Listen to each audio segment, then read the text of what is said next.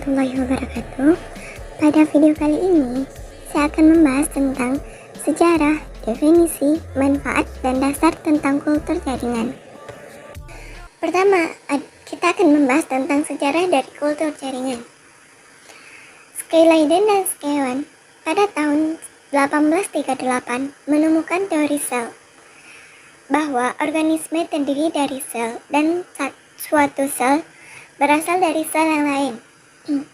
Selanjutnya disebut dengan teori totipotensi. Totipotensi itu sendiri berarti adalah kemampuan suatu sel untuk tumbuh menjadi tanaman baru apabila diletakkan di lingkungan tumbuh yang sesuai. Selanjutnya Berland pada 1902 menemukan tentang kultur aseptik pertama pada larutan nutrisi.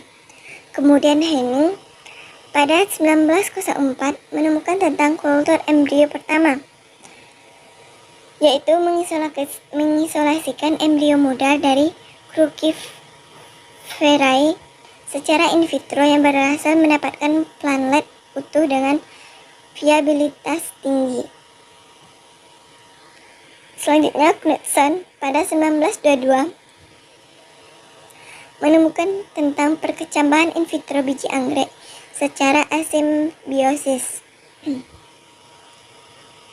Selanjutnya Wen pada tahun 1928 menemukan tentang penemuan pertama auksin pada tanaman. Kemudian White 1934 menemukan tentang kultur akar pertama pada tanaman tomat. Kemudian Goudhiret pada tahun 1939 menemukan tentang kultur kalus pertama pada tanaman wortel.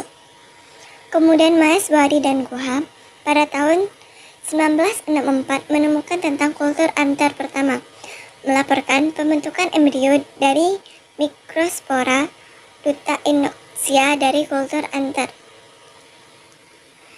Kemudian Musargi dan Skong pada 1962 menemukan tentang pengembangan medium dasar. Yang kedua tentang definisi dari kultur jaringan. Nah, apa itu kultur jaringan? Kultur jaringan adalah suatu metode untuk memisahkan atau mengisolasikan bagian dari tanaman seperti sel, jaringan atau organ, daun, akar, batang, tunas, dan sebagainya, serta membudidayakan dalam lingkungan terkendali secara in vitro dan aseptik sehingga bagian tanaman tersebut dapat memperbanyak diri atau beregenerasi menjadi tanaman lengkap. Kemudian manfaat dari kultur jaringan.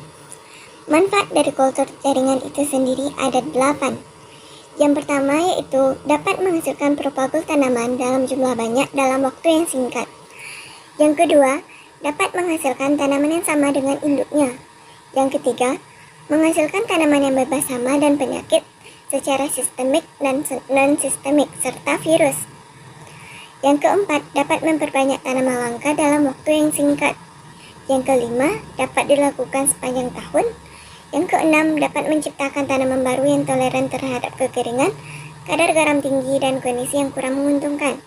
Yang ketujuh, dapat memperoleh bibit unggul dengan cara fusi protoplas.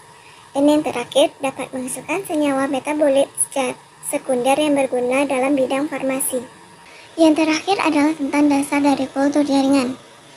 Dasar dari kultur jaringan ada 4. Yang pertama, totipotensi sel, yaitu kemampuan suatu sel untuk tumbuh menjadi tanaman baru apabila diletakkan pada lingkungan tumbuh yang sesuai. Yang kedua, regenerasi pucuk akar akibat pengaruh hormon. Hal ini dapat terjadi berkat ditemukannya ZPT atau zat pengatur tumbuh, terutama auksin dan sitokinin.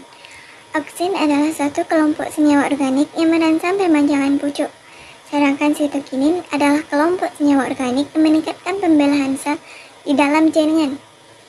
Yang ketiga, organogenesis dan embryogenesis.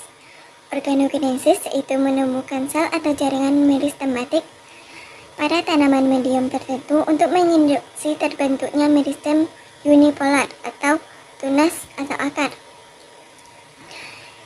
Sedangkan embryogenesis yaitu proses di mana sel somatik berkembang membentuk tumbuhan baru melalui tahapan perkembangan embrio tanpa melalui fusi gamet.